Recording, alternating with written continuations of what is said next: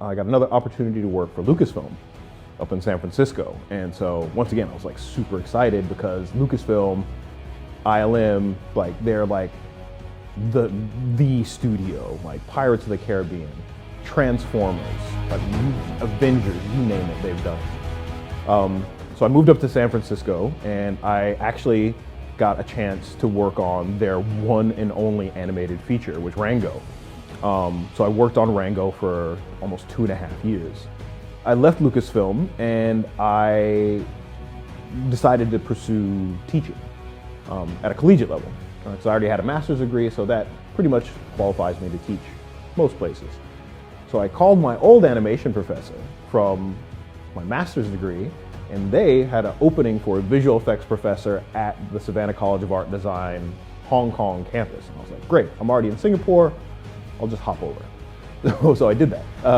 So I was the professor of visual effects at Savannah College of Art and Design Hong Kong campus for the last 5 years. And unfortunately the campus closed this last June. So did some job hunting, and so now I've been picked up by a company called Shadow Factory. So they do digital marketing of all kinds, but they specialize in augmented reality and virtual reality, which was really cool because I'd never worked in augmented reality or virtual reality before. Also at that time, I became the department head of modeling for a online school called CG Spectrum. So that's where I'm at now.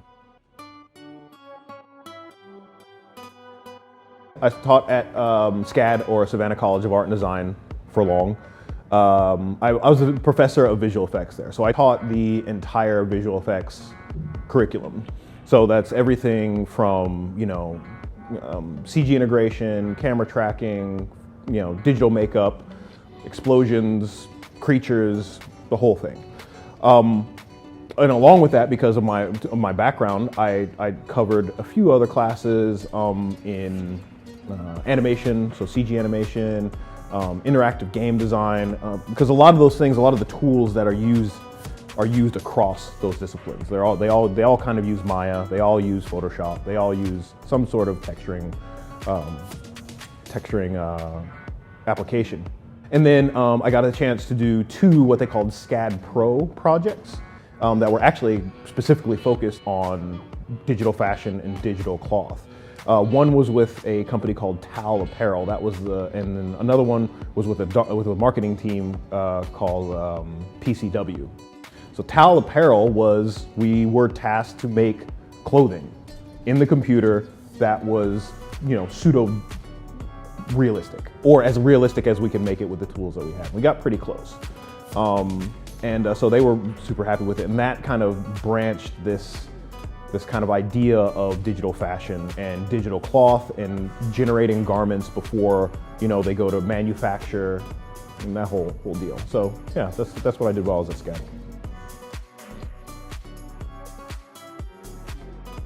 Oh yeah, so this one I really enjoy. I love telling this story. It was when I was first working at Rhythm and Hues. So the first movie I worked on at Rhythm and Hues, like I said, was Golden Compass.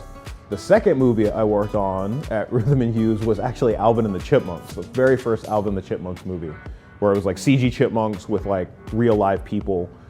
And there's the scene at the end where they've kind of like, the chipmunks have like kind of like sold out, and they're wearing like these silver track suits and they're like dancing around. So I was super lucky, once again, to get on the team that was simulating the track suits. And so I was very green. I barely knew what I was doing. I talked to my supervisor a lot, being like, how do I do this? How do I do that? And so how it works generally with most productions, like you do all your work during the day, you send it off to process at night, and then you come back the next day and you have dailies. So you come back in the morning, get your coffee, go to the viewing room, and it just has everything queued up so that your supervisor can look at your work and be like, okay, make this like that, make that like that, make this faster, slower, blah, blah, blah. So the way that the cloth worked is we have these things called tacks, right? And so what the tack is, it acts like a belt, like holds the pants onto the waist of the chipmunk. And in my folly, before I sent my simulation off that night, I forgot to turn it on. So we all sit down, they pull up my shot, and in front of my entire department, a chipmunk dances on screen, dances out of his pants, and then kicks them off screen in front of everybody. And I was just like, that's great. So from then on, I always remember to turn on the tax and check my renders before I send them to review. So lesson learned.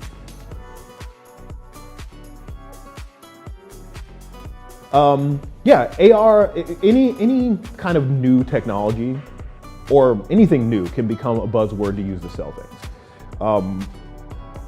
The two words that I think that would best kind of parallel this is like when food went organic and was like free trade, right? These are buzzwords. These are people to get people to like buy into it.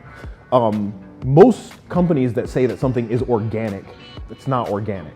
You don't have to prove that it's organic, right? So if somebody says quote unquote AR or VR, right? Or even AI, like AI is the big buzzword, like AI this, AI that.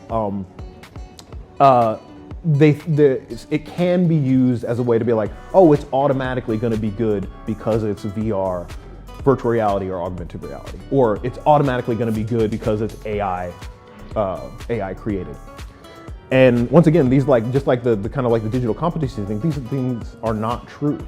Like if your core artistic, kind of execution is poor, your AR is going to be poor. Your VR will be poor. If your AI is trained with poor data, your AI is going to be poor. I mean, we can see this in like the United States and Europe. Like law enforcement is starting to use a lot of AI facial recognition, but most of the AI facial recognition, that the machine is trained on, is Caucasian faces. So it's not good at picking out Latino faces, Asian faces, African American faces, and it can miscategorize those. So not only is misuse of this technology, irresponsible, it can also be dangerous. Like especially with augmented reality and virtual reality, you can give people migraines, you can make them dizzy, you can, in some older people, it's like bad VR can cause seizures.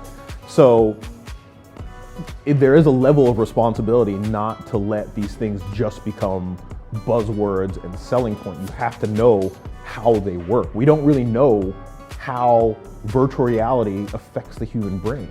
We don't know why some people put on a VR helmet and immediately get sick. We don't know why some people put it on and they feel great. We don't know why some people put it on and they're like, I never want to leave this magical realm of VR. And some people are like, I can't wait to get out of this. We don't know, because we don't know, the human brain physiology that well. So if we need to keep them from becoming buzzwords, because they're very quickly becoming buzzwords because of the drop in, VR headsets and the access to augmented reality and artificial intelligence, learning algorithms. These things are becoming household accessible. It's not just for like computer scientists and these giant companies. They're being accessible to everyone. So you need to educate yourself about what they actually are. Just the one last thing about that would parallel this is like when movies started becoming stereoscopic or 3D. A lot of really terrible movies, they were like, oh, we'll just make it 3D and it'll be good. And it made it worse. Like it was making people nauseous, it was giving people headaches, because it wasn't built, that story wasn't made to be told from 3D from the onset. They just kind of like slapped it on the end and expected it to be good. I can see the same thing happening with augmented reality and virtual reality. So.